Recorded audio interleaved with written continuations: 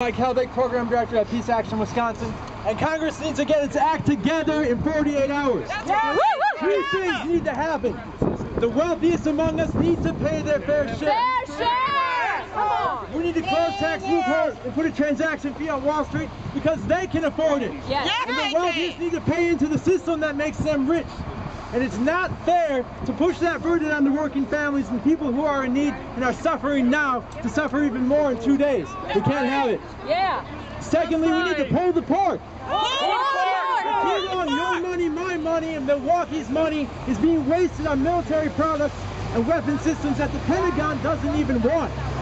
And we keep hearing that it's doomsday. That if we reduce the Pentagon budget, our troops and our jobs and our American security are going to be at risk and devastated. But who's saying this? It's not the troops.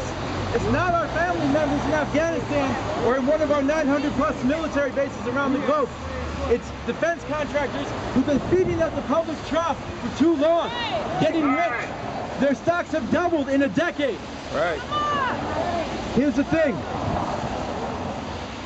For every 100 jobs that the Pentagon produces with our public money, 250 jobs could be created if we put that money into education.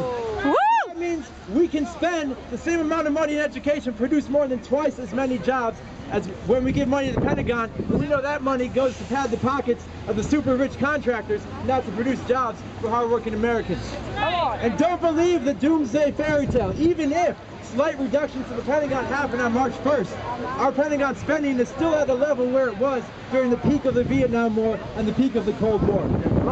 There's room to trim the fat. The U.S. and its NATO allies account for more than 2/3 of the world's military spending. So we're safe, everybody. We're certainly safe. There's room to trim the fat out of the bloated, wasteful Pentagon budget. Take it away from the contractors. Change your priorities, Congress. Get your act together. Money for people, money for jobs, money for education, not the Pentagon. Thank you.